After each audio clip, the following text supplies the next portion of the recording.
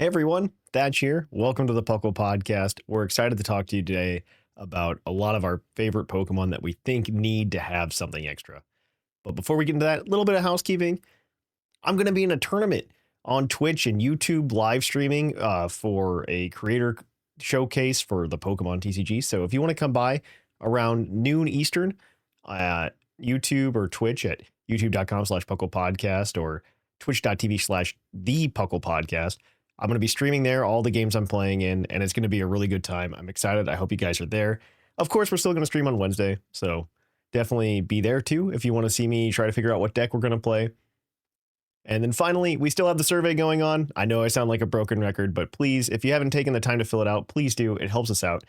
It's in the show notes, and July 16th is rapidly approaching, so if you guys could fill that out before then, you have a chance to win a copy of Pokemon Legends ZA.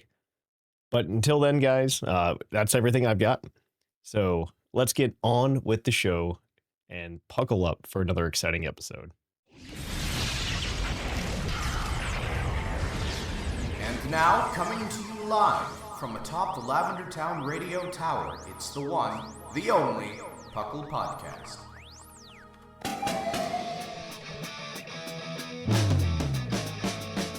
It's Puckle! Puckle! It's Puckle! Puckle! Pokemon Underground Champions League, oh yeah! Puckle! Puckle.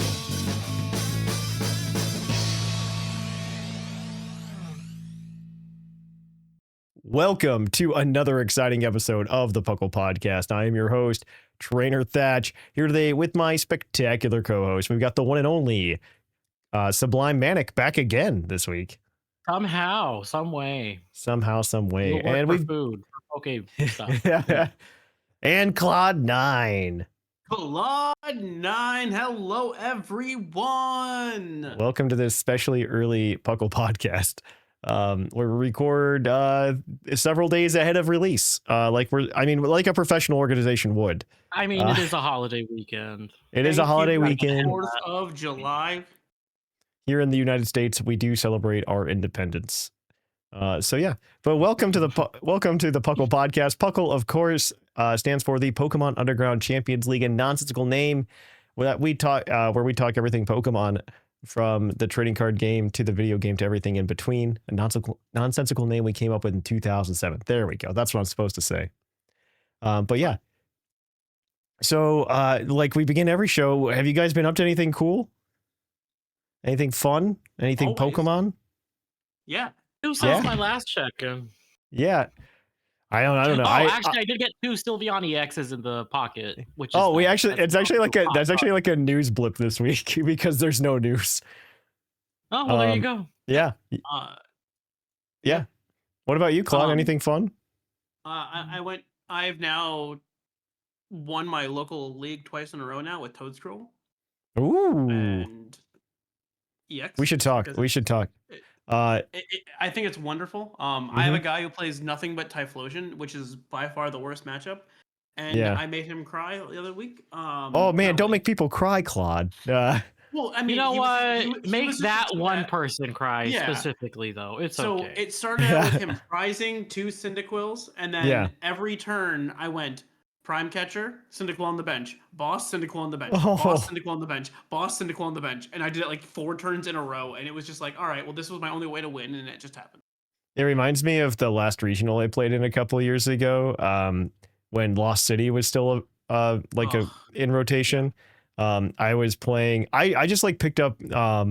At the time, it was like Palkia. It was a straight water deck with like Palkia V-Star. It was after it was.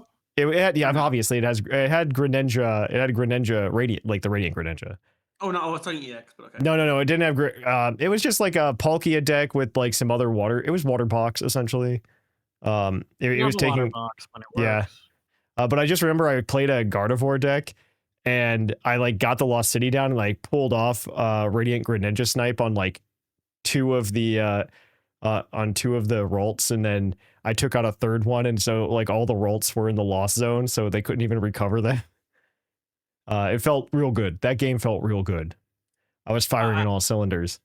I've gotten very lucky against opponents at my recent Yeah. league, but that's that. And I mean, that's the TCG. Yeah. Outside of that, I mean, we are finishing up the first pod of Mm-hmm. Puckle Draft PDL. Yep. So Yeah. it's going well. That's a lot of That's fun. exciting. Yeah. I am actually so this is TCG adjacent. I signed up for on a whim this Creator Clash tournament or something. I forget what it's actually called. But I signed up for this tournament because they were calling for like creators to come and like play the TCG with each other. So there's it's called a content creator showcase. Yeah. And so I made it in. So I am going to be playing in this tournament well, I guess as of release of this episode is going to be this upcoming Sunday. So we're going to stream it. It's going to be a good time. It's going to be over on our channel. We're going to be streaming at least my games at twitch.tv/thepuclpodcast or on our YouTube channel, youtube.com/@puclpodcast. Awesome. Yeah. It's going to be a lot of fun. That's all Sunday afternoon. I want to make sure people know about it's a guy named The Bolt Up. He's hosting it, but I mean, there's some bigger names in it, like little Dark Furies in it, and there were a couple other names that I recognized. It's when you say Sunday, you are referring to July 13th. Yes. Okay. At 12 Central /1 Eastern. That will be occurring. So definitely about this person. Absolutely be there or be square. But yeah, I'm very excited to do that, and I'm excited to see. I don't know if we'll win. I don't know if I want to go hardcore. There are prizes for like the most unique deck. So I might try to get something spicy together. Get spicy, yeah. I might just get something spicy together. Okie dokie spice, or are we talking like? I don't know if I want to do okie dokie, but like it might be too spicy. Like I feel like Sinistra could be fun, That could be fun. Yeah. Sinistra could be fun. I like Sinistra. I still think Armor Rouge Box is the most fun deck to play in the format. Oh, give me a list and then I will practice with it. I've been practicing to like get back up to snuff because I took a couple months off. And I've been getting back into it because I'm excited to go play and just kind of work with these other people that people might be familiar with in the TCG community. And then hopefully people find us through this as well, and we can get some growth and we can have a good time. Yeah, that'd be super cool. So yeah, I'm pretty excited about it. So that's like my what you've been up to in Pokemon lately. I've been training for that, prepping myself, relearning the meta because I guess like Destined Rivals brought a couple new decks kind of, and I don't think they're terribly exciting. I mean, Gardevoir still wins regionals, right? So that's unfortunate and fortunate, but. Let me find you something spicy that could be fun. Yeah, we can certainly talk about it. I'm very excited for it. But yeah, that's been most of my Pokemon. Otherwise, I'll just give you Yanmega, and you can just. I played Yanmega. I have played Yanmega. Have you played Slowking? It depends on which Slowking you're talking about. I probably have, but yeah, these are all just decks. I don't want to get into details and the nitty gritty for everybody, but yeah, that's what I've been doing. So please come out, support your local Thatch.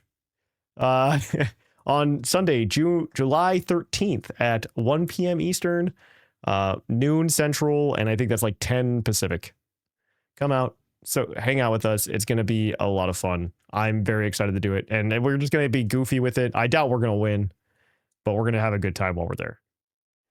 All right, that's everything on my end, so I guess we can cut this short, and somebody who filled out the survey will be happy. By the way, the survey's still running. You should go fill that out if you haven't. Puckle survey in the description and the show notes of the show. Please do it. We love the feedback. It helps us make the show better. It's awesome. So yeah, with that though, guys, we're going to go ahead and kick it on over to the news.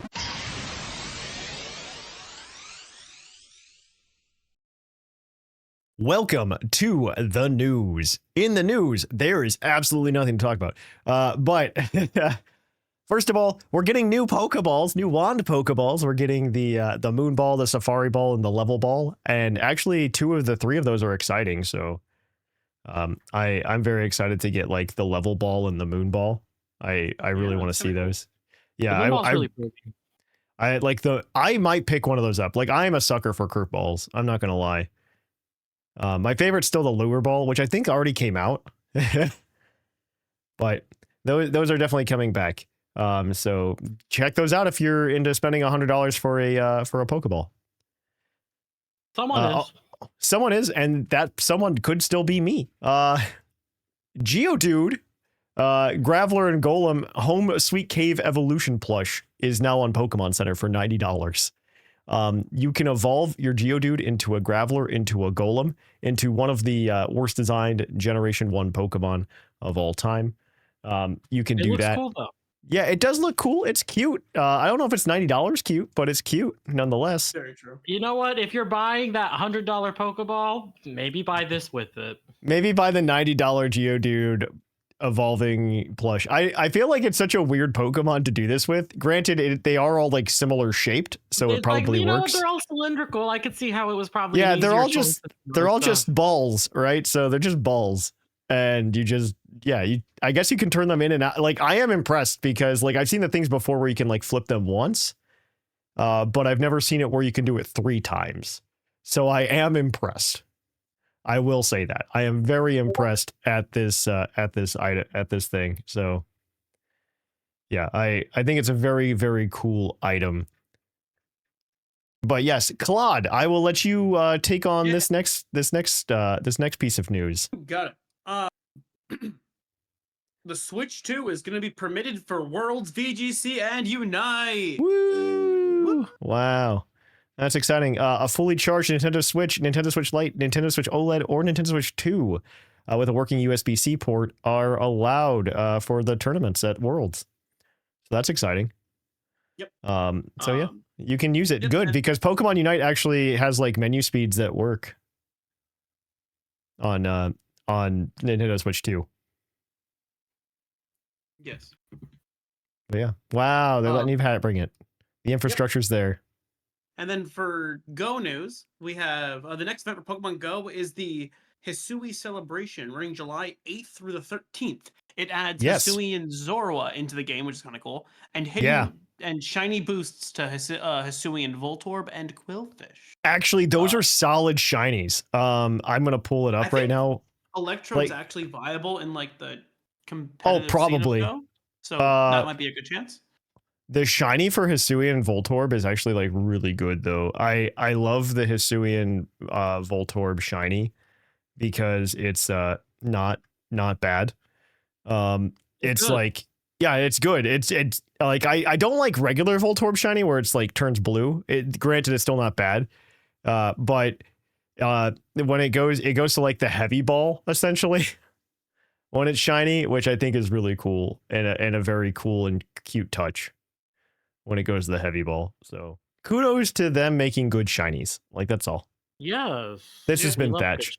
This has been Thatch talking about this. Yes. Very good shinies. But yeah. Okay. Well, I mean, the news Saturday will also there's more to that. Saturday will also have Hisui and Lilligant in raids. And cool. So Gallia will also be in the raids if you need one. Wow, that's cool. I'm actually really excited for that. And so what we're going to do is give Sublime this last piece of news about TCG.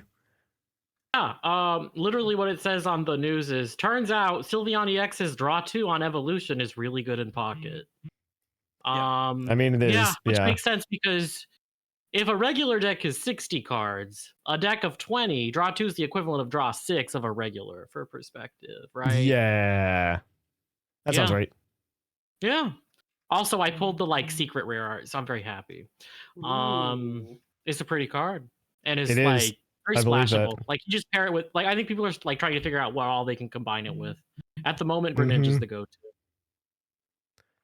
All right, and our last piece of news, Wo-Chien's News Corner, news brought to you at a snail's pace. 10 years ago today, if you want to feel old, we were getting announcements for the Pokken tournament roster. And the Pokken tournament roster confirmed that Weavile and Charizard would both be playable in the game. So that's something. You know who'd be really cool in that game? I do like playing Weavile in that. Weavile was fun. That game was okay. I mean, it wasn't the best fighting game.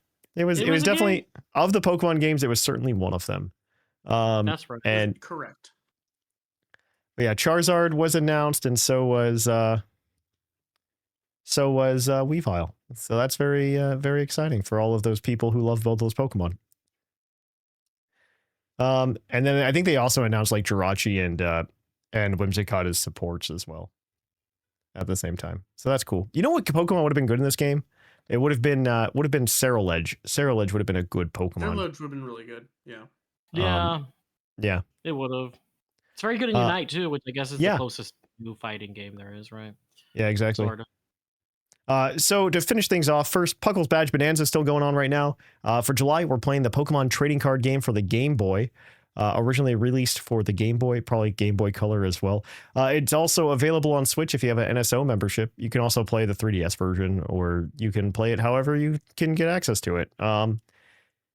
And the last thing, as I'll mention in the previous segment, but I will remind you again, just to pound it home, we are holding our annual survey on July 16th. I will be streaming on Twitch and YouTube with the results from that survey. I will probably also make a condensed podcast version of this to go over with some of the things that we're going to actually change due to the survey results. If we hit 250 responses on the survey, we will also be giving away a copy of Pokemon Legends ZA on that stream. So definitely watch out for that. You can go ahead and get the game over there. If you also have to fill out the survey to do that, to be eligible. And you have to drop your email for it and stuff like that. But please fill it out. It really does help us. It really does help make the show better. And I'm very excited to see what you guys say. And what we can we do. So feed us back. We do use the feedback, as is evident by what the next segment is. But yes. Well, this has been like the shortest intro to the podcast we've had in a while, but that's fine. We're going to go ahead and we're going to kick it on over now to the topic.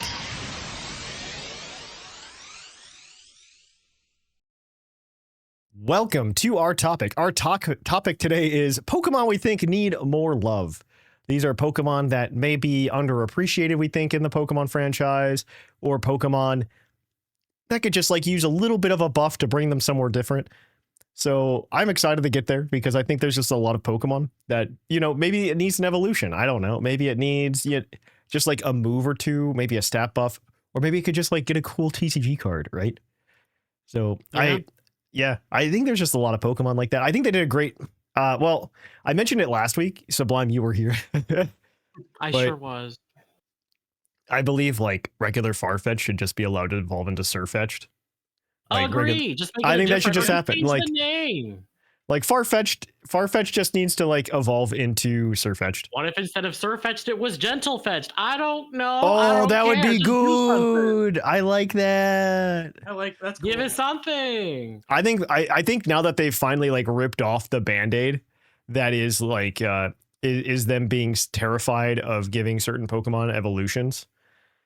Because like the Eviolite problem, right? Mm-hmm. I think it's time. I mean, there's nothing stopping them, and they would if they felt like it, from just removing Eviolite. Yeah, no, they absolutely could. I do think Eviolite is really cute because that's kind of how we found out about like Hydrapple.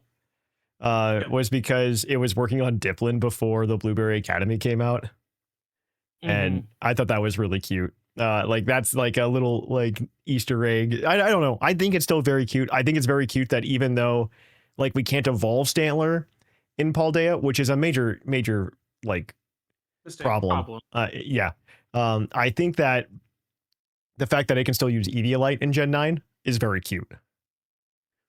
Same with Ursa Ring. I do think they will fix that eventually. I mean, we were like so close to getting Cleavor as like evolving in Paldea as well, or in Gen 9, which is even more frustrating. Because it was just very frustrating that we couldn't get Cleavor to evolve. It's like surrounded by Black Augerite in the Blueberry Academy, but then it's just like, no, you can't evolve it. You can catch it, but you can't evolve it. I do like that. That means that like Cleavor can exist in modern times instead of just being stuck in the Hisui past, like we're trying to make Weirdeer and Ursaluna feel like, I guess. But yeah, it's very awkward. But yeah, that's kind of like my start. I don't know what you guys have. If you have any Pokemon you specifically think need love. So many. Oh, tell me about it. I think I have two that I want both buffed as a pair. Okay. and that is the Ariados line and the Ledian line, because they're really cool designs, and they are just awful. No, Ariados is like terrible, because Ariados, like, they didn't even give like he has a signature move. And he gets nothing. I would love to see that. I do think they're cool Pokemon like, too. They are cool Pokemon. Point where they give like the early bugs a third stage. Give them a third stage. I think it would be really cool to do that. Man, Ariados is such a cool Pokemon in concept. And same with Ledian. Same with Ledian. They're really good designs. They are great designs. I think Ledian is really cool. I would love for it to go even further with like because it has like a little bit of a Super Sentai inspiration. Yep. I would love for it to go like full Super Sentai, right? Like it evolves, it's wearing a helmet. And Ariados could be like the villain of the week or whatever. Like, I didn't even think about that. That's such a good idea. Oh, man. I like that. Oh, man. Justice for those early bugs. Yeah. For those of you who aren't aware, Super Sentai is a show where people transform. It's Power Rangers. It's just Power Rangers in Japan. Yeah. But yes. No, it's got like that absolutely has the influence. I think that's been confirmed as well. Like it's based on Power Rangers. I mean, like when you think about it, like even Beedrill and Butterfree before it have like 3 stages. They've also just been given a lot of love. It has 3 stages after stats. I'm like, why did we leave these like Johto bugs like in the dark? Okay, to be fair, the Johto bugs, like Ledian and Ariados, both were not. I don't know. Like the early root bugs were still Caterpie and Weedle in those games. Yeah. They were version exclusives too. So I'm like, make them. I know. Cool. Yeah. But no, even then, like Butterfree has gotten a Gmax form, and Beedrill has a Mega. And then you have like the stronger ones, like anything from Gen 5 onward was pretty good, right? Like Scolipede, Solid. I think most Pokemon, like once you hit like Gen 5, I think most Pokemon don't suffer from the power creep as much. In Pokemon, like there obviously is power creep. You can just see that based on like the legendaries and everything. Like I think they're more thoughtful about like how to make. They're super thoughtful. Like a really good example of that is Urshifu. Like I say Urshifu is like a crafted Pokemon all the time, but Urshifu is just like a prime example of a Pokemon crafted for competitive. They gave it an ability where it can break through protect because it's meant for BGC. And on top of that, they gave it 97 speed. Like the base 97 speed is like a huge They're a lot tell. better about not making everything just divisible by 5 in terms of speed, which we appreciate. Well, it's meant so that it sits between the 95 and the 100s bracket. And the 100. Yeah. That way it's not like outrunning everything, but it's faster than some of the good stuff. Like it's very crafted. It's crafted. I love when they give us like different speed amounts. Yeah. It's less very ties, cool. Less ties. Yeah, we love that. Yeah. What were you going to recommend, Claude? What were you going to recommend? So there are a couple of Pokemon from specifically like the early generations that, were fine to begin with. And then with power creep, just you don't see them anymore. And the first one, the one that comes to my mind is Dugong. I don't know if that Dugong was seen without power creep. I'm going to be honest to you, but I do agree it needs something. And that's the problem. Then they added Walrein, and Walrein is just better Dugong. Walrein is better Dugong. And that was Gen 3.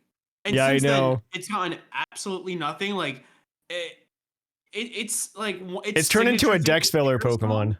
Exactly. Yeah. Like, and let's not forget the whole Dexit Dugong drama. Oh, that was so funny. That one was that's the most notable thing about Dugong. No, all I remember about the Dexit Dugong thing is both you and I, Sublime, for those of you who aren't aware, I realized this based on a YouTube short and a comment we got on it. Not everybody knows what Dexit is because it happened 6 years ago.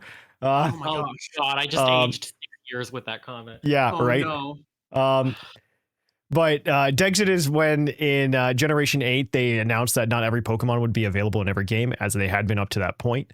And I like you and I were both mad about Dexit. I remember this. Both me and Sublime were very upset about Dexit, and I find it super funny that I wasn't even upset about this, but they had a series of YouTube videos that came out, a bunch of animation shorts where like Nessa, it's about Nessa, one of the Gen 8 gym leaders. A day in the life of the gym leader. It's like a day in the life. And she goes around and she's swimming with Pokemon, and there's a dugong in the scene. And apparently the Japanese audience lost it because they're like, dugong is not available in those games. And they had to issue an apology. And it just, which is nuts. What was that?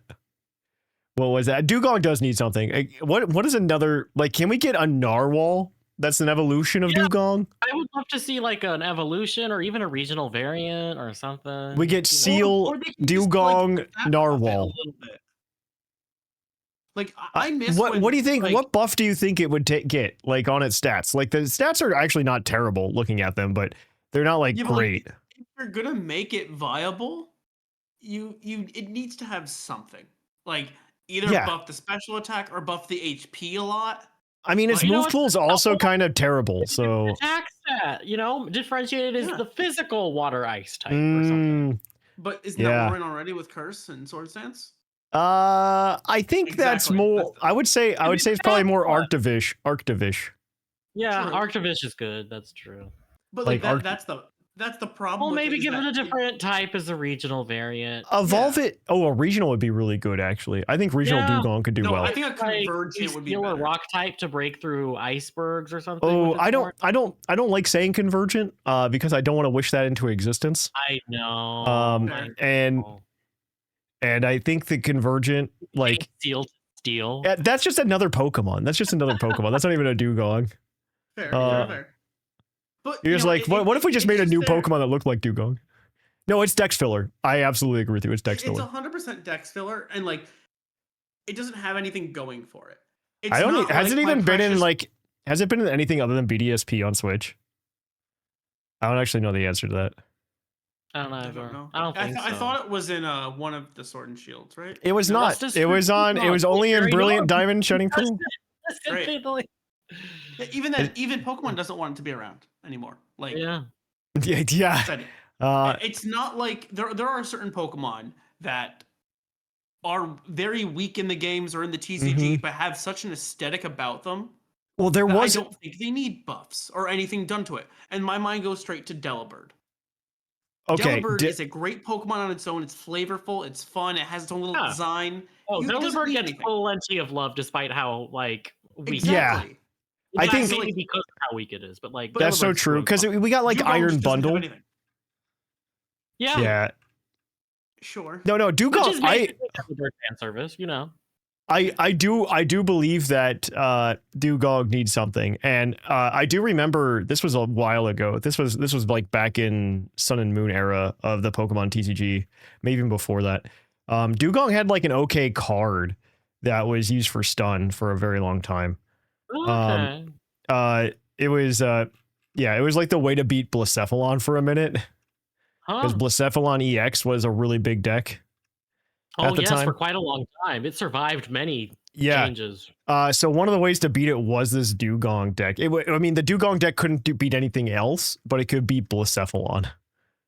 I gotta find it. It was such a weird card in the TCG.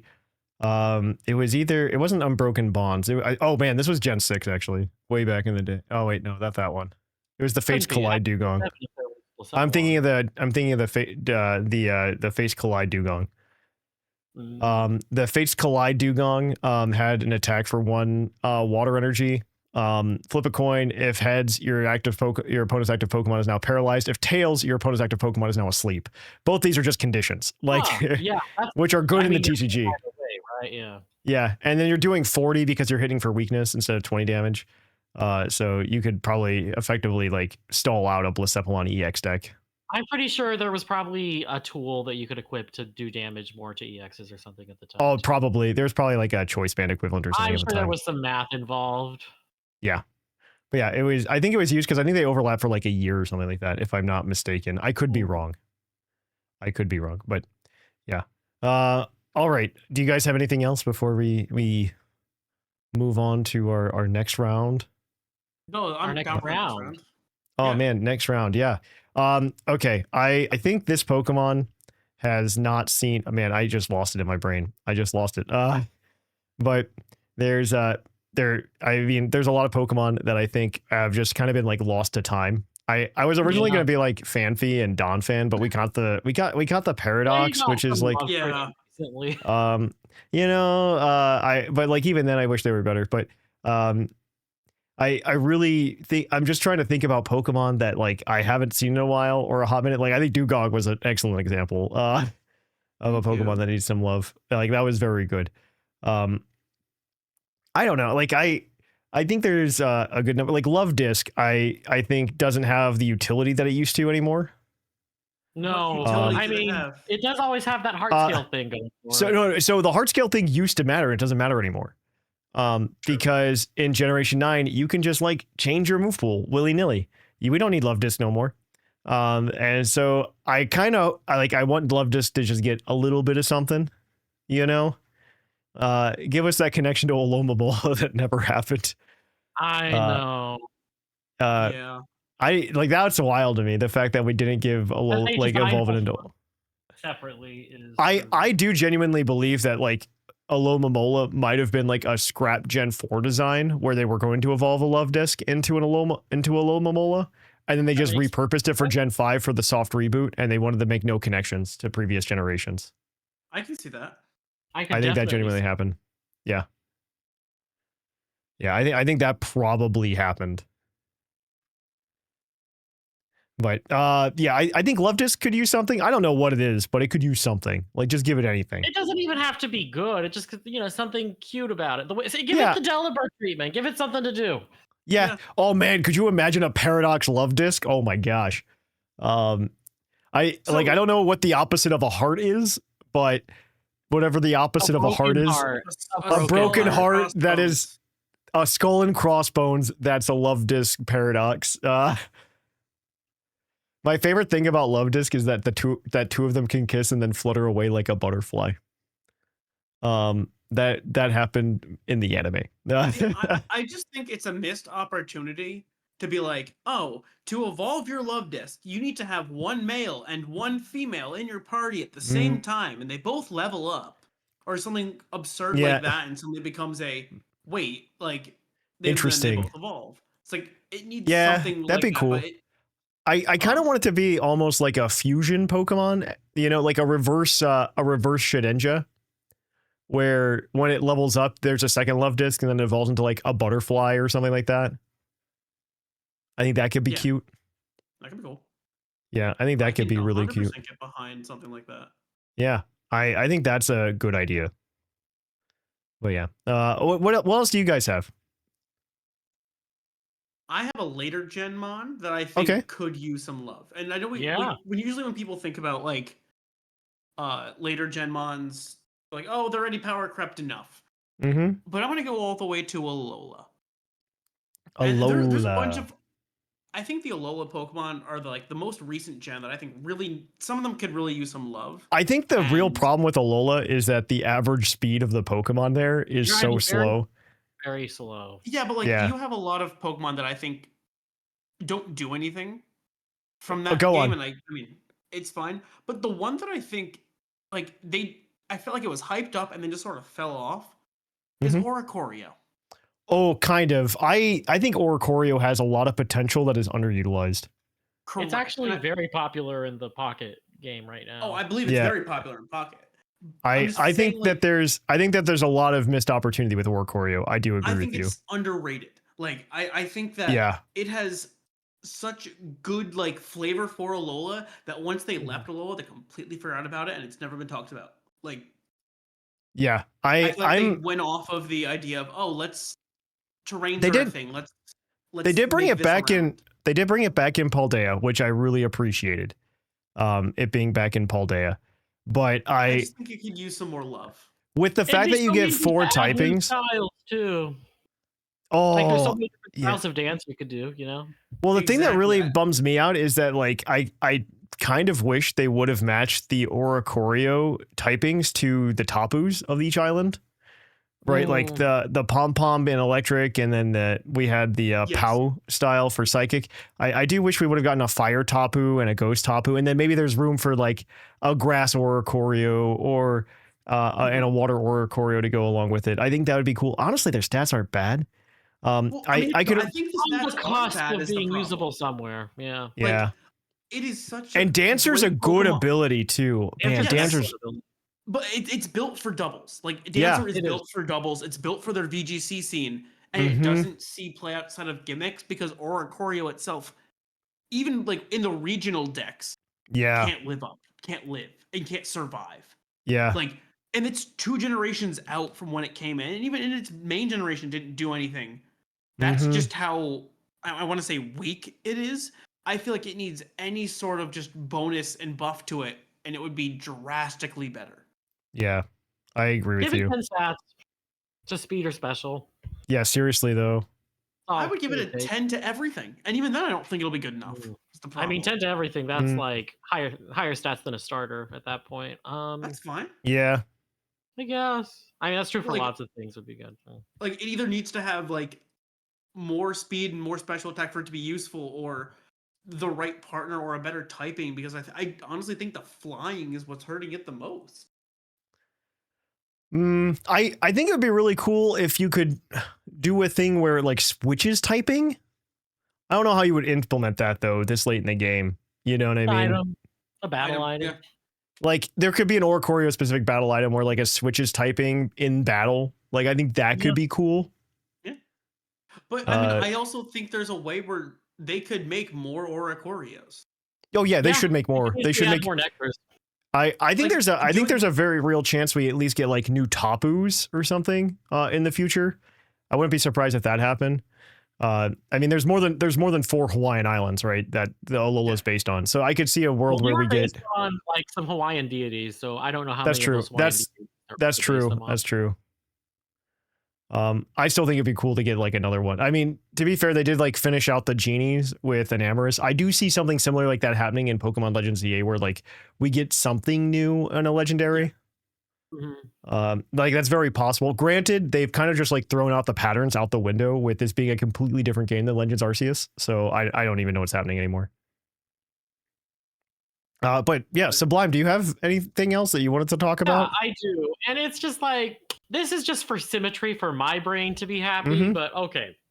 So, Wheezing, based on a gas. Muck, based on a liquid. Both got variants, which are really cool. Why didn't Trubbish and Garbodor, which is the based on a solid, get anything yet? Well, I guess it got the Gigantamax. It did get a G-Max, but like, I mean, I don't know if I count G-Max as like a Pokemon. I'll be honest. Like, you know, that's why I think about it. Because I really like that there is like a trash version of a solid, liquid, and gas form to represent. What does G-Max Garbodor's what does his move even do? Now that I need to look it up. I'm gonna look it up. Keep talking. I'll give you the answer. But it deals damage and poisons targets. That doesn't make it any better. Anyway. Yeah, I would have loved to see like a poison steel variant with like trash can made of metal. Poison steel would be great for it. Yes. Yeah, so that was on my list. Also, Relicanth. Like, there's a lot of water rock types, and what give some love to Relicanth. I think Relicanth, like the cool thing about Relicanth was a very story utility, right? That it had in Gen 3. It was that, to get the Reggies, you need to go catch this fish that's really old because that's when the Reggies were locked away. And that's really cool. That's really interesting. And I am okay with Pokemon that are like quote unquote dex filler if they have some kind of utility as well as being dex filler, right? Something unique about them. I do think Relicanth has kind of lost that over the years because we don't have puzzles like we used to. Granted, I do think that the Ruin Quartet in Paldea was a very, very close version of that. Oh, we love them. Yeah, I think that was very well done. Coolest quartet in a while too. I wish they had a what's it called? I wish they required a Pokemon to. I think that would have made it better too. If there would have been a Pokemon that had to be in your party to unlock the chamber, right? I think that would have worked really well. Them if they're in your party. Yeah, I think that would have been really good. Like an ice type for Chien Pao, a ground type for Ting Lu. I think that would have worked very well. Yeah. As like an additional way to help push you to finish the decks. Like this was a very good way to make you finish the Gen 3 decks was, hey, you need this to go catch the legendaries, right? And it has that purpose. It has the coelacanth like origins that go along with it. So I'm a fan. I'm a fan of Relicanth. I do think it'd be cool if it did something else now, right? Like maybe it could. So, I mean, the TCG card right now is not like unusable. The Relicanth it is viability. Yeah, the Relicanth TCG card is usable right now, so like that's really good. Hear me out. I'm gonna take this in a different direction. Okay, listening. I think they need to bring back some baby Pokemon. Bring back. Okay, explain. So I think, another way, instead of upping Pokemon by like, oh, let's buff their stats or give this Pokemon an evolution. Give it a pre-evolution. I'm not a big fan of that, but continue. You're not? Okay, that's fine. No, we can disagree. We don't for like a pre-evolution that combines Tauros and Miltank, and it I would be okay with that. Or something like that would be cool. Or my mind went to like Stonjourner, and it just give it a little one, or like Phalanx. Okay. I see what you're saying. And suddenly now it's like, oh, this Pokemon that no one cares about now has an adorable, cute little version. I think if you give Stonjourner a baby form, it has to just be like the one rock with its face on it. It's not different. It's just the one rock with its face on it. Mobile. Yeah, or because he hasn't been built into a thing yet. Or you said Phalanx, where it's just one of them. Or what you do is you have like Drampa, who is an old dragon. Oh. And you can make it a smaller, like younger dragon, and suddenly now it's this is an interesting way to give Pokemon back life back. I wish it would be more interesting if like for Drampa, I'm going on the Drampa route here. I do think Drampa could use something. It was kind of fun in a niche Pokemon in Gen 7 to use. And it's like the king of PU right now. I do unique type when it got added, and I think Drampa, what it could use is maybe not. I don't know. Maybe not a baby Pokemon. I do wish that we couldn't breed it, because then you just like hatch an old dragon. But I think it'd be really like if we couldn't breed it and then they started letting us breed it. I think having a little baby dragon would be really cute. Oh, I could actually see Drampa having 3 stages as like child, adult, elder. Can you imagine that would be cool too? Two pre-evos for Drampa all of a sudden. And actually, let's take that a step further. Only add dragon typing to the Drampa, and it gets it. Oh yeah, there's just 2 normal types and then 2 normals. That'd be cool. That's a cool idea. I think making the Pokemon. We have great ideas. Yeah. I think Game Freak, listen up, okay? Chaos. Yeah, just maybe in the acknowledgments and the credits, just let us know. But yeah, I think that's a really good idea actually, where it's a normal type and then it evolves into dragon at the end. That would be really cute. Or what you can do is another one that came to my mind was a Pokemon like Carnivine. When was the last time you talked about a Carnivine? PLA, but I mean, I feel like PLA there was a lot of Carnivine presence. I think PLA PLA suffered from the small decks. I think PLA only having 240 Pokemon and a lot of those being legendaries because it's Gen 4. Like a lot of those being legendaries. Like how many legendaries are just in Gen 4? You have the 3 fairies, you have not just the 3 fairies, but you also you have 3 more mythicals, you've got 3 dragons, you've got Regigigas, the moon. There's a lot of legendaries there, so like I feel like the dex was just too small for what they were trying to do. And I understand, I mean the game's still good, but I think the dex could have benefited from being slightly larger, like 300 instead of 240. Yeah, I feel like they always had like I feel like every gen has that like not that great grass type that maybe doesn't evolve, like Maractus. Yeah. It's the Maractus. You have Tropius, you have Maractus, you have Carnivine. Man, you're hurting me. These are all correct. You're correct, and I don't like it. They're not good, and I don't think they're intended to be good. The same way each generation gives us a not that great fish Pokemon, but Yeah. Basculin. Basculin's good now. Love. Like, well, they gave it an evolution, and that's why. Yeah. Like, I don't think. Well, no, I do think they call it Hisuian Basculin. I don't remember the TCG name. Well, but Basculegion. So. Well, Basculegion is I have to double check because like it's a different name in the TCG. So the TCG is like very telling for what they consider a regional Pokemon, what they don't consider a regional Pokemon, which is kind of a wild thought. And so in the TCG, when you have a regional Pokemon, it'll say like Alola in small letters, whatever Pokemon. And so for Hisui, it did the same thing, but like Weirdeer doesn't get Hisuian Weirdeer, but Obstagoon, for instance, it's got a different name, and there is no non-Hisuian Weirdeer. Well, so the interesting thing is Obstagoon is Galarian Obstagoon in the TCG. Yeah, yeah. That's so weird. So there are. It's not. It's just like they have like this internal dialogue, I think, at Game Freak that they just don't let out into the world, and it gets spit out in the TCG accidentally. It's very, very interesting.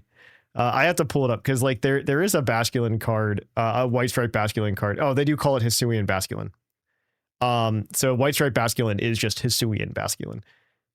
And so only Hisuian Basculin can evolve into Basculegion. Now, is Basculegion a Hisuian Pokemon? I don't know the answer to that question. I'll be honest with you. We're gonna find out because now I'm curious. It is called Hisuian Basculegion. Basculegion is Hisuian Basculegion. But Ursaluna, just Ursaluna. Weirdeer, just Weirdeer. Basculegion, Hisuian Basculegion. It's so weird. It's so weird, isn't it? And like I said, like Obstagoon is, I believe. Let me double check and fact check me because we're gonna get an actually here if we don't. But it is called Galarian Obstagoon in the TCG. Yeah. Very weird. That is so weird. I think regional specific evolutions should all change. That's kind of where I'm at right now. That's where my headspace is. I think if you got an evolution from being regional, then your original form deserves an evolution as well. Yes. I think this only happened in Gen 8 because they were scared of how people would approach this and like see it. The continuity, but also Gen 8 at the same time, like retconned a bunch of stuff. Like Gen 8's the generation where you no longer needed to do location-based evolutions, and they just made them stone evolutions. Like Charge-a-Bug evolves into Vikavolt now with Thunderstone. Same for Nosepass into Probopass. It's just a Thunderstone now. Same with not needing a mossy rock to get. Yeah, exactly. How about that? Yeah, you can just evolve it with a stone. And yeah, it's very interesting that they did that. while also at the same time being like scared of giving us evolutions for old Pokemon by making it, it can only be Galarian Obstagoon. We can't just say Linoon evolves into an Obstagoon now. Poor Linoon. But he's fine. What does Linoon have? Extreme speed, belly drum. Okay, I don't think that counts. Okay, it has viable tech. I wish that Linoon was better. Like I think Linoon could be better. I'm not going to argue with that, but like, it's fine. I think Ferret could be better. Ferret doesn't need to be better. It is perfect as is. You think so? I think it's perfect as is. It's an adorable mon. It doesn't need anything else. We need a normal dark type regional version of Ferret. Okay. They will ruin it if I want it to just be wearing like a little like a burglar mask, like an old timey cartoon burglar mask. And the Linoon burglar. No, it's Ferret, not Linoon. The Ferret burglar, the Ferret burglar. That's what it should be. That's what the regional looks like. It has just like a little mask, and it's robbing banks. Instead of dark type, you can make it steel. You can make it steel dark. because it breaks into banks.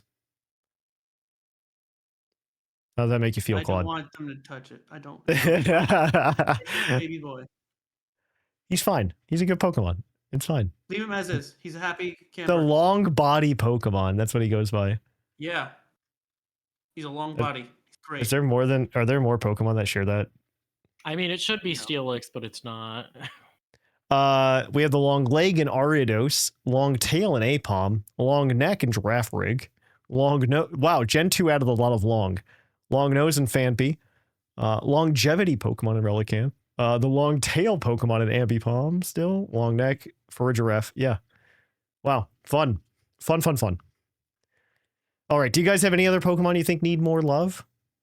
I mean, I'm sure we could come up with more, but yeah, but I don't want it to drag on forever. Okay, yeah. That's fair. I think Fido should get more.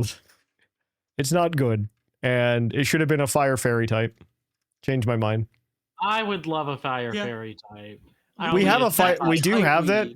We do have a Fire Fairy. I just don't think it's a good one. More Fire Fairy. It's a great type.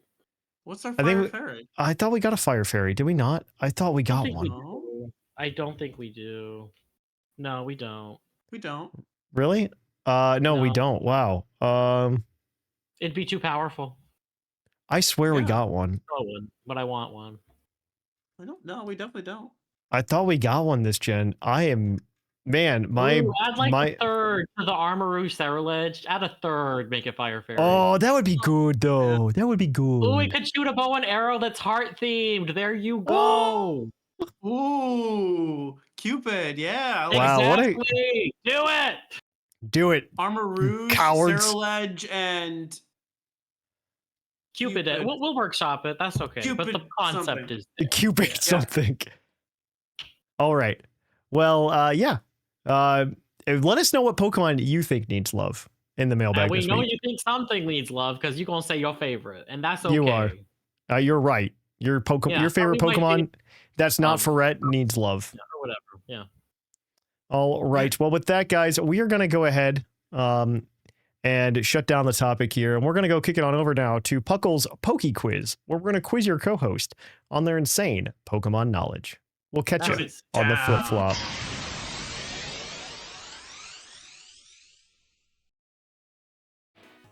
Oh, hi, and welcome to the Poke Quiz, the part of the show where we quiz our co-hosts on their insane Pokemon knowledge. I'm Mark from the Dunsparce Gang, here to explain the rules. Our fabulous co-hosts will work as a team to answer 5 Pokemon-themed trivia questions that fans have submitted on the Discord server. Each question is worth 1 point, with Pokedex and multiple answer questions worth more, for a total of 7 points. The host can use a free hint at any time. If they get all the answers correct and do not use the hint, they can cash it in for an 8th point. Welcome to Puckle's Poke Quiz. We're going to jump right on into it. As always, you can submit your questions to us over at our Discord server at pucklediscord.com. We use them every week. We really appreciate everybody who has given in so far. So we're going to go ahead and get into the trivia this week. Our first question is your general trivia question, as always. And it is from Batista. Which Pokemon is the first to have more than 10 characters in its English name based on Pokedex number? Interesting. Oh gosh, by Pokedex number? Well, it should be for alligator, but it's not. It should be for alligator, but it's not. That is correct. Are we counting megas, like Mega Venusaur? No, we are not counting megas. Mega does not count. That would have been a good answer, though. I if you don't get it correct, I might give it to you based on the technicality. What about Alolan? No. I mean, to be fair, even if you said an Alolan, I'm not going to say Alolan. Yeah, Alolan. Alolan Mega Venusaur already wins. Like, Mega Venusaur would still win, like, if we're making that criteria. Alolan Rattata, I think, is the first Alolan that comes to mind. But if we're talking, like, actual Pokemon name. Yeah. So, are you counting 10 characters? Are you counting the apostrophe in Farfetch'd? No. Also, is that 10? No, that's 9. That's 10. Is that 10? Could have been more than 10. FETCH''D. Yeah, I guess it is, but I'm not going to count the apostrophe in Farfetch'd. They wouldn't be able Farfetch'd. to fit it at the time. Okay. So I guess my do you want me to question give you? is, Do you want me to give you the first game that allowed for 10 characters in a Pokemon name? so do you want me to More? break? It should be Gen 1 because it should be Hitmonchan. That's 10 characters. But we're Is- looking for more than 10, aren't we? You Oh, want is it more more than than 10? 10? It's more than Oh, I thought 10. we were looking Yes. for- Yeah, the 10. limit I'm used so to be sorry. 10. So The like, limit that's used why to you be got 10. Do you want me to let you know when it Oh. got extended? Like where it got I extended? would love to know when it got extended. Yes. Sure, yeah. That was in Gen 6 when it got extended. Oh, see, I was thinking. I had no idea what I was thinking. I didn't know where it was going to be. Yeah. Okay. I It thought got we were extended looking for in 10. Generation 6. That's my mistake. All right. Okay. Wait, Gen 6? Yes. Is when it finally got extended.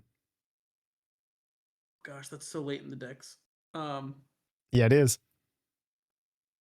Is it as simple as like Chestnut, or is that 10? Chestnut is 10. Dang. Okay.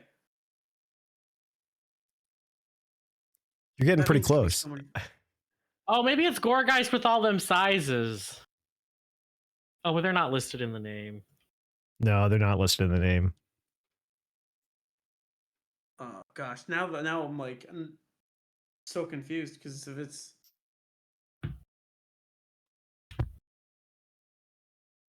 I don't know.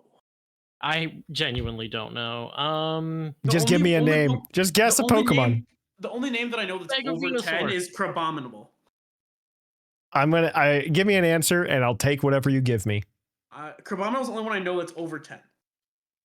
Okay, you're gonna let's Crabominable. I'm never gonna guess Let's go with Crabominable. Crabominable is unfortunately incorrect. The answer is Fletchinder. It is Fletchinder. Also Helioptiles in Gen 6 as well.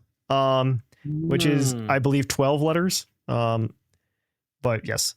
Wow. We're gonna go ahead and move on. Isn't Helioptile 10 exactly? Yeah. Oh, maybe I'm wrong. But Fletchinder is longer, so it doesn't matter. Okay, All right. Your next question is another general trivia question. We're 0 for 1 over here. And this is from Swagzire the Quagsire. And their question is, what Pokemon loses the most weight upon evolution? Loses? Yeah. Gosh. Real glow up. I would think about what heavy Pokemon are and what maybe the heaviest Pokemon is. Is it like Cosmoem then? Oh, could be. How dense is like that? Very. I think it's the heaviest Pokemon. Yeah. And I bet Lunala could be really light too. Yeah.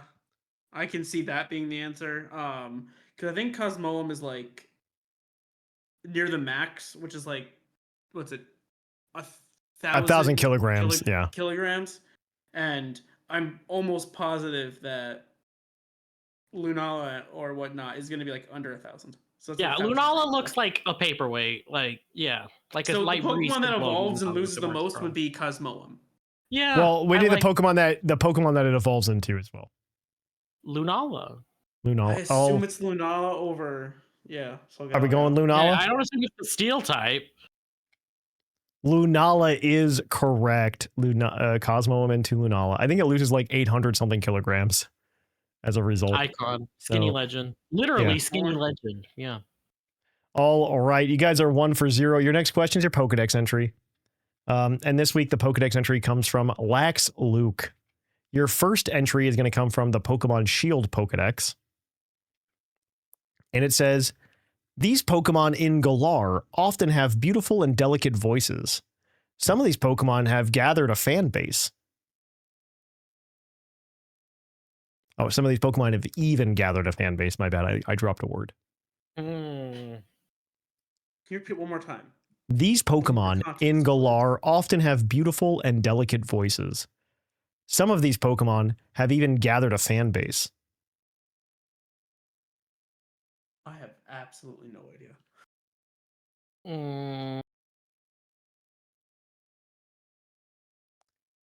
We're going to need an answer. Singing sound Pokemon. Just guess anything. Yeah. Guess anything. I mean, I guess Meloetta. Yeah. Sure. Meloetta. All right. Galar, but still. We're going to get to your next entry. This is from Lax Luke. This is from Pokemon Sword. In certain parts of Galar, this Pokemon, the name is typically in the entry, was once feared and worshipped as the Queen of Ice. Jinx? Lapras. Jinx. Are we gonna lock in? Oh, it's one of the two. I think Jinx is more known for being female than Lapras. I would agree. And Are I we can see locking that them in? living for Jinx. Yeah, let's give it Yeah. to Jinx. I think Jinx She's got is beautiful hair. Jinx is correct. That is the answer. Jinx. I forgot that Jinx was in Galar, so I did good, too. Yeah, good same. for it. Good for Jinx, I guess. Good for Yeah. it. You know what? Why was Jinx left behind when Electivire and Magmortar and Do you want Rhyperior that? were all at? I mean, there's a very easy answer for that. What is it going to evolve into? Sorceress. Yeah. Sorceress. That's a good one, actually. Yeah. Oh, fair enough. All right. Your next question is your multiple answer question. There are 3 answers here. I will give you 1 point for each of them. You have 3 strikes, and then you're out. You should be able to get this one. I think the last couple have been kind of rough, but this one I think you can knock out pretty easy. This is from Professor Snag on the Discord server. Snag. What 3 types have not been used by an Elite Four member? Oh, we can definitely figure this out. Yeah, I think you guys can figure this out. You have to lock them in, obviously, when you get there, but yes. Normal. Okay, so here's my thing about that, because you've got the flying type in Paldea, who was also the gym leader, and then they switched types. Yes. But he wasn't a Normal normal type Elite Four member though. He wasn't a normal type. Okay, so in that case, normal. That is correct. That is one of the 3. All right, let me go through the types. Do we have a grass? Has there been a fairy? Has there been grass? I was thinking grass too. Fairy. There has to have been a fairy. Oh gosh, it's gonna kill me. We may have just popped it out right there. Has there been electric? Elite Four? Yes. Are you gonna lock in any of these? We're thinking about it still. You have 3 strikes. You could just guess all of them. Okay, fine. Then let's do grass. Grass is correct. Okay. That's 2. I need another answer. I don't think it's fairy, but I don't have anything that can prove that it's not.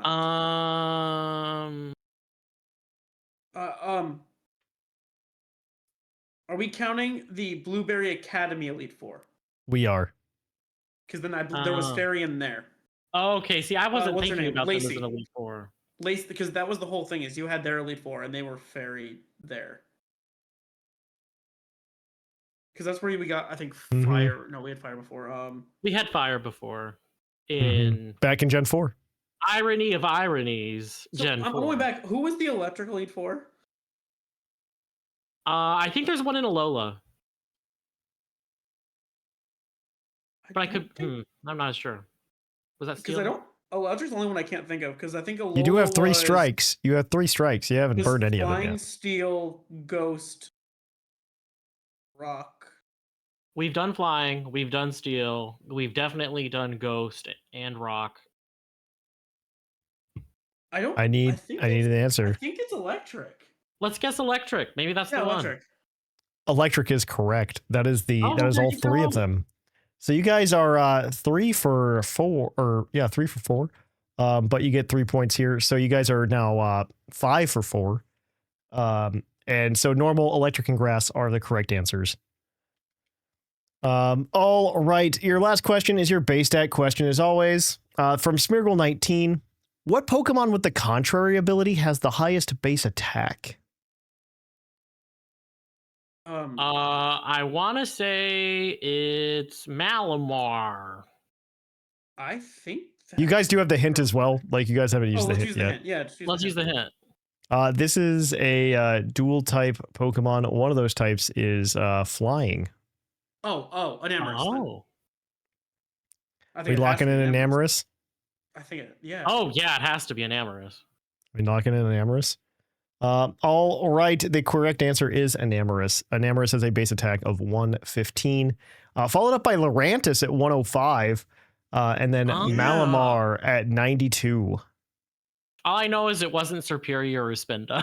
Yep. So that gives you guys 6 points today. 6 points. And Superpower Malamar was a thing. I'm like, maybe it's Malamar. Yeah, that was my mind with Malamar too. I need to make my little graphic for this for the video podcast, but I haven't yet. So Claude, you're retaking first place here. I'm coming for you. And Sublime, you're getting pretty close to shooting distance for top 4. So reputable. So let me go ahead here and I'm going to sort it. In first place, we've got Claude with 65 points. In second place, we've got Seth Vila with 61.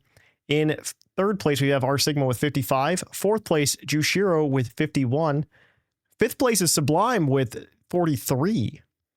Sixth is Linian with 37. Now, in seventh place, we got Whimsicott with 35. In eighth, Shark with 32. And ninth, Bocephus with 25.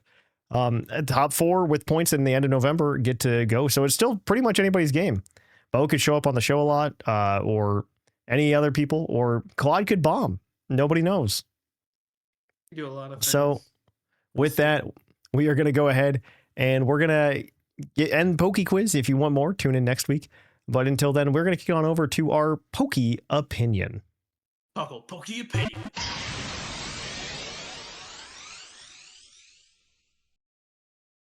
Welcome to our Poke Opinion. This is the part of the show where you guys can submit over our Discord server a question. It could be wacky. It could be game related. Let us know what you want to see.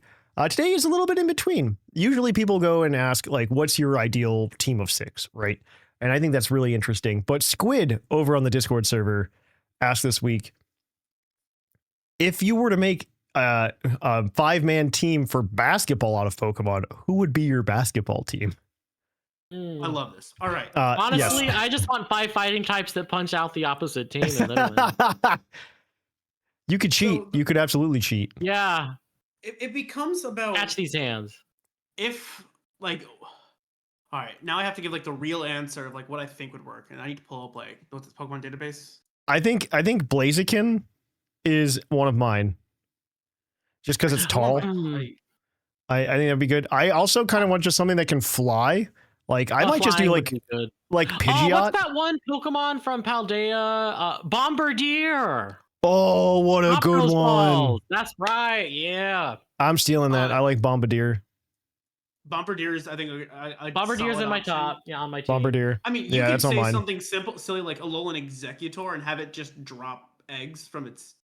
Well, no, it needs the ball still, right? Because it's playing basketball. Yeah. So at that point, Hoopa Unbound. Oh, that's a good answer. It's 21 feet tall. Yeah. But it can also just like transmute. It can just like move it through a ring, right? Like I bet Ambipom's really good at dribbling. Oh, Ambipom's a good answer. Is Arbok really 11 feet? It's just how long it is. That's how long it is. Oh, yeah. Okay, What's it dribbling with its face? That's how long it is. I'm looking at Pokemon by height, and I'm like, at that point, then like something like Thunderous Therian. Oh, could you imagine? Well, it still has to dribble. Right? Hands. Like, yeah, but he still has to dribble, right? So like he's floating, but he's got to dribble. Okay, I mean it's still a solid option. That's fair. That's fair. I mean, like I could see something like Tentacool or Toadscruel because it has like so many tentacles to play with. Like that could be fun. And they're fast. Oh yeah. If we want to go like that route of like wouldn't something like Beware be really good? It's like 7 feet tall, defense, great shot blocker. Good defense. Yeah. Good defense. Yeah. Urshifu, I think, is a solid answer as well. Urshifu would be really cool. I'm gonna say Rapid Strike. I'm putting my team together. Gotta be fast. Gotta be fast. How do you feel about something like King Gambit? No, that's just a. I don't think he's sitting. I don't think it does it. I don't think that's. I think that's a bad answer. So you have your, in my mind, you have your shooting guard or your main like 3-point shooter being Inteleon. Can 6'3". Can it basketball? From the out. It can basketball. It's hands. It's like James Bond. Yeah, but is it going to be good at it? I feel like it's just not going to be good at it. It's a pointer. It does point. It points at things. Okay. It's a point guard.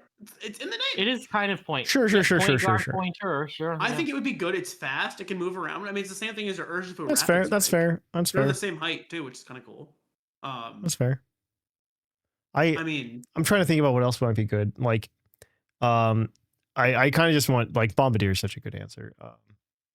I think having a flyer would be good. What else? I mean, I'm thinking about like things that could be fun in the game of Pokemon. Something's Alakazam, like it dribbles the ball with its mind and just like throws in the hoop.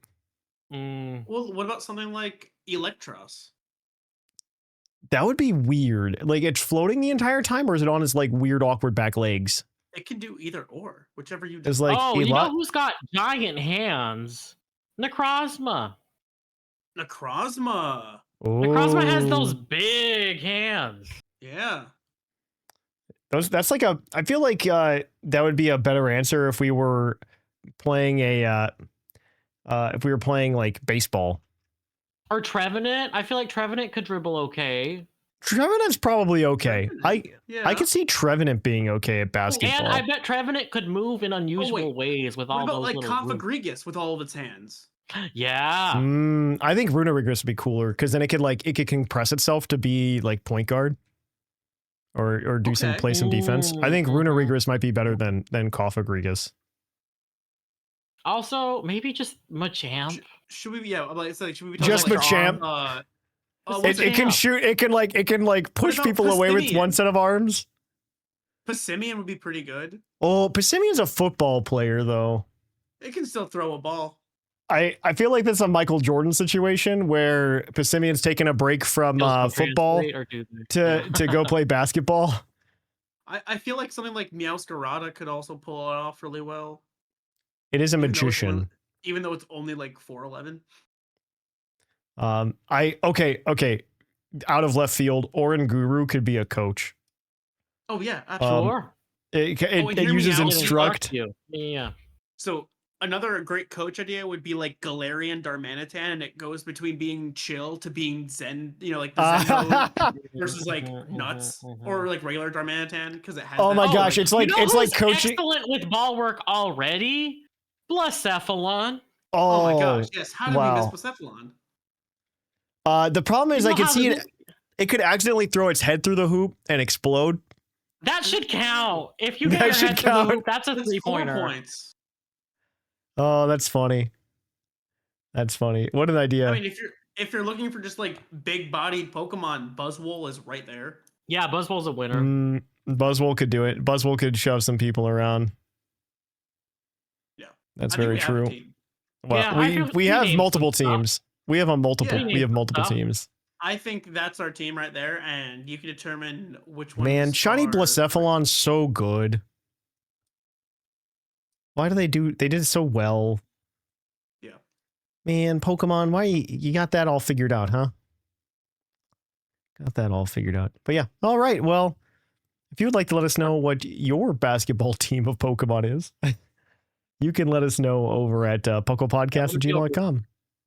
We'd love to hear it. With that, though, guys, we are going to go ahead and we're going to kick it on over to our mailbag.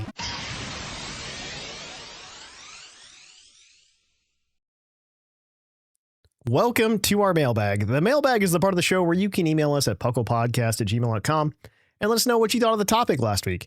Last week, we talked top 5, bottom 5 regional forms, so you guys definitely had opinions. It's only Thursday. And we have more emails than we typically get by Saturday. So it was a good topic. So I'm sure we'll have more. I do intend on trying to put together some statistics for everybody based on all of these lists that we've got. So your email will be there. Even if it's not, we do actually have like an unread email part of the server where you can go read emails that we haven't read. So yeah. But yes, as always, this segment is brought to you by the fictional energy drink Green Tauros, the energy drink that gives you hooves. Hooves. And we'll give out the Green Tauros badge to anybody we may deem worthy. With that, we're going to jump right into these emails. Our first email this week, I believe, is going to be from Nick Todd, and I get this one. from Nick Todd. My personal top and bottom 5 regional forms in no particular order. My top 5, Raichu. I love how every other regional form is trying to figure out the scientific reasons for it to exist compared to the original. But Raichu just says, it could be all those Alolan pancakes it ain't, I guess.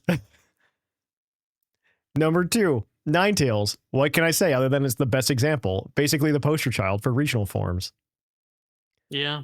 Zorua / Zoroark. Simply just a really cool guy. Yeah. Marowak, really cool way of transforming a lesser loved Pokemon, represents Alola so well. I think Marowak, this is Thatch speaking, I think Marowak is just a cool Pokemon, hard stop in general. Correct. I wish it had, thinking of Pokemon that need love, I do wish that Marowak, like base Marowak, got like more special attack because it's a Gen 1 Pokemon, so its special pool is like ginormous. It learns like Ice Beam and Thunderbolt or something ridiculous. It's nuts. With the base like 45 special attack. Back to the email. Growlithe / Arcanine. Most regionals change into something related to the original design inspiration, but I love how Arcanine almost doubles down on the design inspiration instead.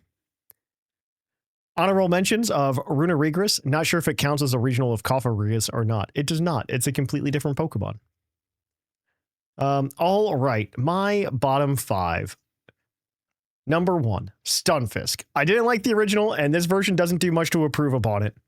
And ultimately, it's just forgettable. Agree. Number 2, Dugtrio and Wugtrio. Those aren't regionals. Those are 2 different Pokemon. It's fine. It's fine, Well, Thatch. Just drop it. You know. They got a point. Arguably, both are just bad. They sort of waste space in the decks for unappealing, worse versions of an already unappealing bad Pokemon. Number 3. Avalugg. Forgettable and doesn't change much from regular Avalugg. It actually like makes regular Avalugg worse. It's really sad. It's worse. It makes it worse. You know what's worse than one really bad defensive typing? 2 really bad. Oh gosh. Mm-hmm. Number 4, Slowking. Should have been a pirate with a Shelder peg leg. Instead, it's just a worse version of both the regular Slowking and Galarian Slowbro. Oh, that's mean. I think it's better. I think it's really cool. I want Mega Galarian Slowking where the shell just eats the whole Slowking. And then number 5, Rapidash. It doesn't feel very Pokemon to me. It's just a regular old unicorn and very vaguely resembles original Rapidash. Still bad in battle and reuses the Psychic Fairy type. Dishonorable mention, Sneasler, if it counts as a regional Weavile. It does not. I just hate this thing. So how dare. Thank you, Nick Todd. Sneasler's great. I don't know. Sneasler's great. Yeah, Sneasler's fine. Like, what's wrong with Sneasler? It's a good great. Pokemon. Yeah. Cool color scheme, cool type, cool Pokemon. Tell me about it. But you do you. That's cool. You can dislike things. All right. Well, this next one is going to be from Shift. I believe you get this one, Sublime. All right. Good eye, Puckle crew. It's Shift back for another top and bottom 5. You see how I did that? Australian I did see how you did that. Good day. Good day, mate. Good day. All right. Top. Number 1, Galarian Moltres. What an absolute fantastic design. Back when Deep Magic was being written, Moltres was definitely the worst of the legendary birds, and when the regional birds were announced, it wasn't looking good for Char-Grilled Moltres. But then people started using it, and oh my Arceus, what a monster. Char-Grilled Moltres also has a fantastic shiny, and is everything a regional should be. Regular Moltres, if you take away the flames, looks like a rubber chicken, and I find that hilarious. That is true. Yeah. That is completely true.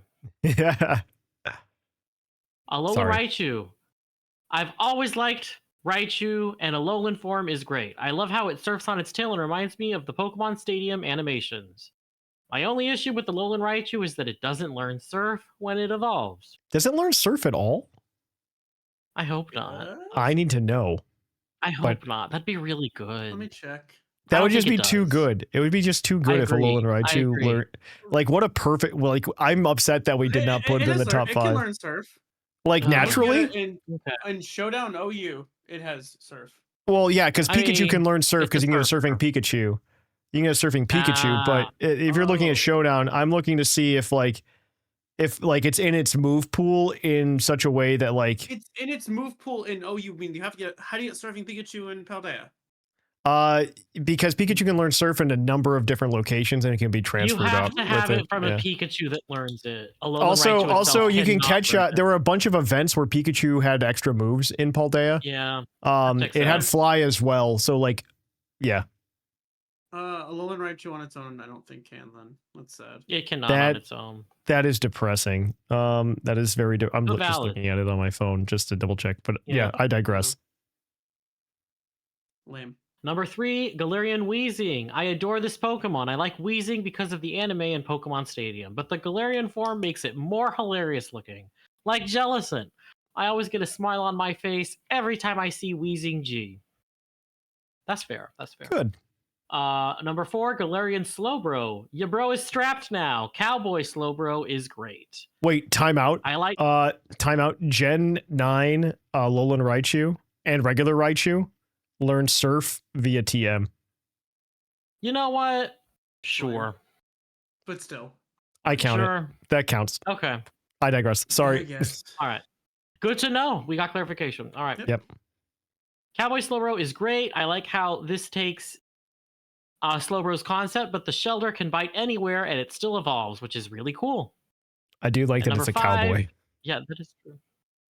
Galarian Darmanitan. Oh boy, this guy is good. Stupidly good. From a competitive standpoint, Ice is a bad type, and Galarian Darmanitan took it personally, real personal, and reminded Smogon that Ice can be good. Okay, as a personal aside, this is Sublime now.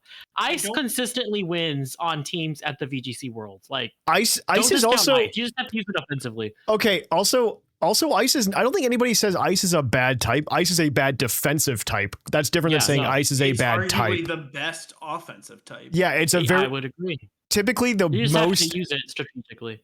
The worst defensive types are typically the best offensive types in Pokemon. Rock. The same could be said for Rock. Rock is a very good offensive type, but it's a bad defensive type. Yeah. Yeah. No, Ice. You just have to be mindful. But anyway, all right. Bottom 5. Number 1, Alolan Golem. The Golems, both Kantoian and Alolan, are the pinnacle of their lines, but Golem 2 Electric Boogaloo lost his arms? Why? How does this thing eat? How does it reload its railgun? Does it need a Graveler to load its railgun? Can it shoot Voltorbs? All questions that I need answers for. Oh, I think it like magnets the Geodude and then it launches that out. Too. I think it just does that. Yeah, because the way the railgun does, you have to change the magnetic field anyway to be able to shoot the Geodude. This is a very scientific answer, by the way. Sorry, sorry, but it should be able to suck up a Geodude itself, right? Yeah. So yeah, okay, sorry. So number 2, Galarian Rapidash. Rapidash was a Pokemon I really never cared for, except for the great nickname I came up for, which was Charlie. No, Napalm. Napalm. Oh, Napalm. But it's named like a fun. Like Napalm. The regional form I care even less about. Of course, it's based on toy ponies and My Little Pony, and I am not the target audience for it, and I don't have to like it. I guess that's true. Yeah, you don't. It was in our bottom too, I want to say. So. No, it wasn't in our bottom. I don't think it was in our bottom. Wasn't it? No, we just talked. No, just you wanted it in the top, and we both shut that down. That's what. It was. That's what happened. That's what happened. That's what it was. All right, Alolan Raticate. My boy, who fed you? Why are you so fat? Regular Raticate was kind of cool looking, but this guy isn't, and is actually worse in battle. It actually is explained in the Pokedex that it just like goes around and eats, and they actually keep it in kitchens because it knows what gourmet food is in the Pokedex. Ooh. It's very interesting. It's really cool. That is interesting. It's more of a foodie than Greedent. Yeah, it's a foodie. I mean, Greedent will just do whatever. I think the flavor for Alolan Raticate and Alolan Rattata is very good. The flavor for all of the Alolans is usually really good. The Alolans they just knocked out of the park because I think they were just this is the we have to do it. We have to do well here. Flavor region by far. Yeah, we have to do this. We have to do well here, or this whole concept could fail. And then we got like that Darmanitan, or is it the Daramaku that just holds its droppings for warmth? Hate that. Mm-hmm. Hate That's the regular Darmanitan. That's just the regular Darmanitan. Yeah. That's not even the Galarian one. Yeah, I hope they correct. Hate that Pokedex entry. All right. So number 4, Hisuian Samurai. Now Darth Samurott is absolutely a good Pokemon in battle, but design-wise, is there even any difference between it and regular Samurott? Honestly, Darth Samurott really just looks like a shiny Samurott. I don't. And number 5. Don't hurt. Not the Scimitars beg to differ.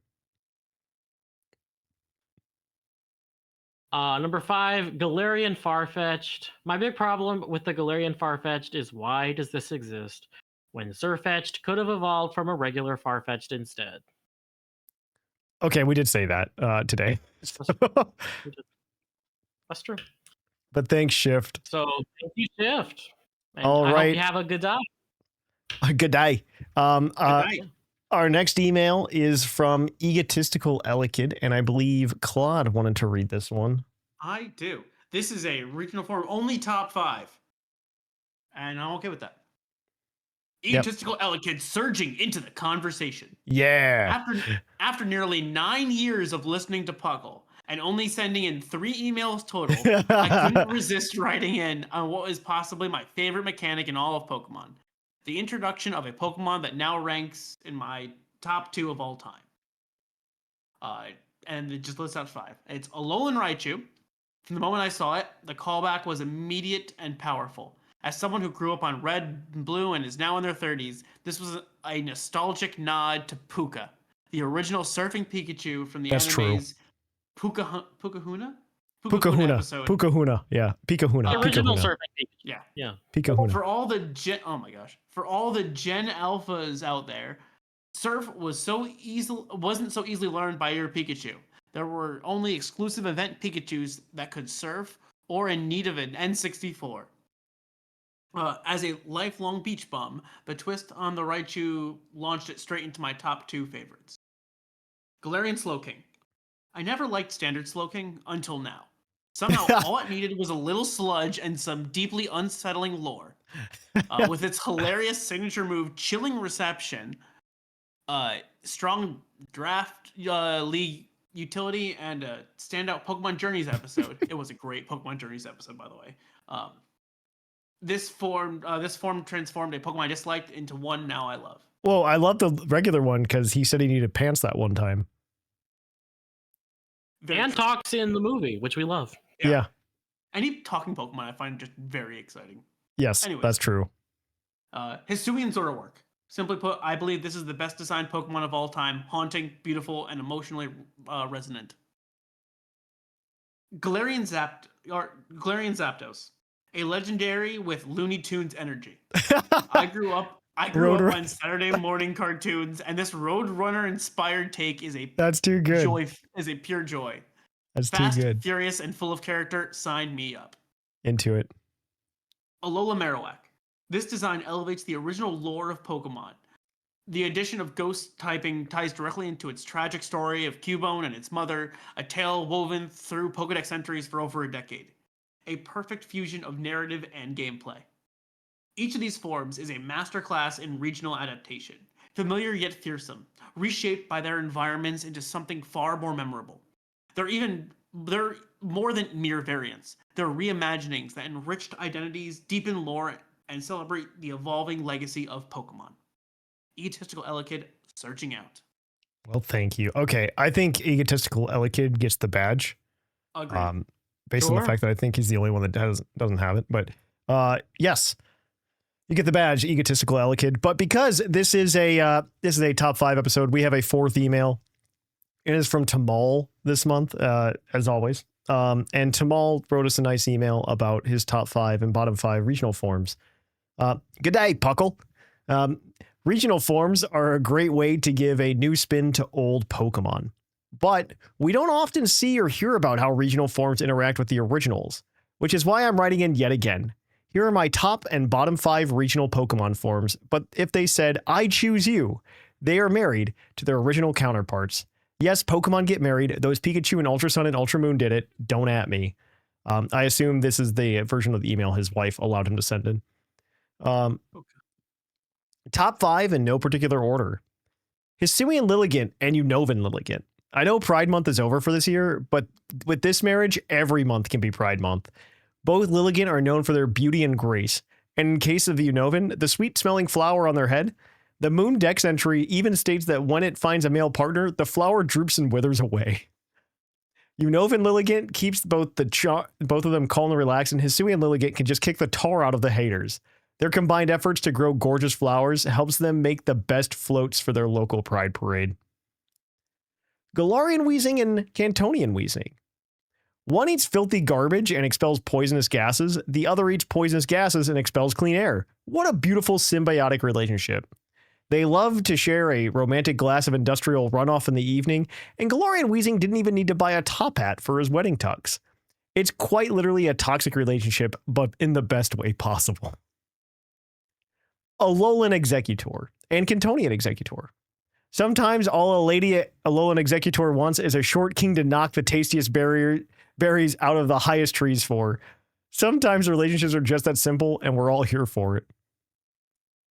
Paldean Tauros and Cantonian Tauros. Nothing is more romantic than these two absolute kings that gaze into each other's eyes before charging across the plains and getting trainers stuck in an endless loop of battles when they're just trying to shiny hunt a Ditto. Oh!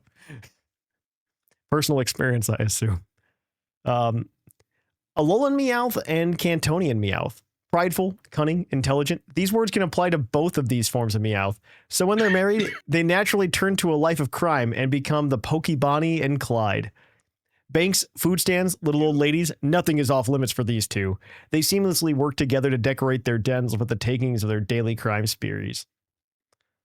Bottom 5, again, in no particular order. Galarian Meowth and Cantonian Meowth. Not even the old enemies to lovers trope works with these two. It even says in the Pokedex that Cantonian Meowth doesn't get along with Galarian Meowth.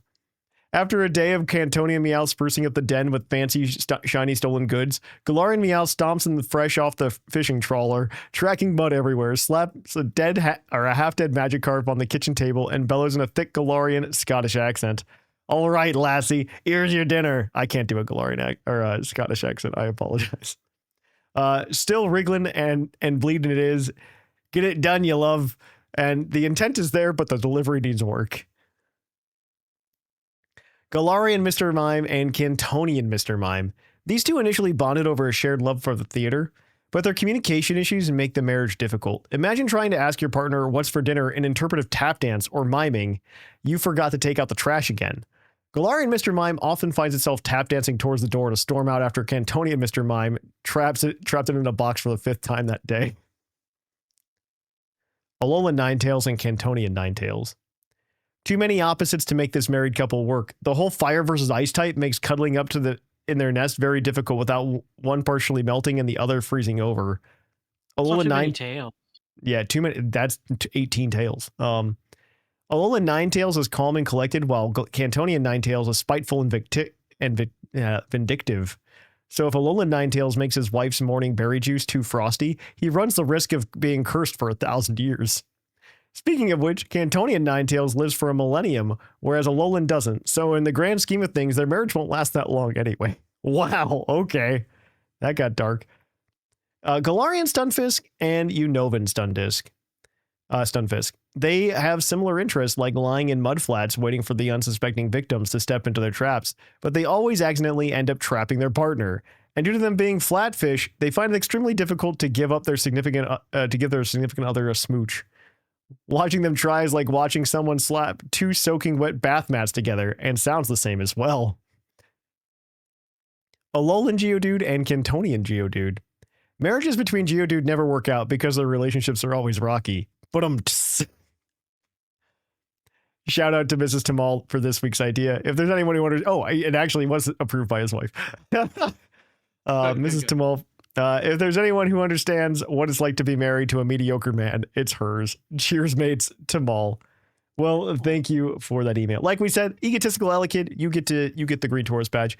If you would like to email us next week, let us know what Pokemon you think needs an update or needs something. Just needs a little bit of love. Let us know at puclpodcast@gmail.com. Of course, if you'd like to follow up with us throughout the week, the best way to do so is come to our Discord and hang out. It's going to be awesome. You can do Puckle Badge Bonanza. Go to pucklediscord.com. Of course, you can always follow us on social media over at Twitter, Facebook, Instagram, and Blue Sky. That's the other one.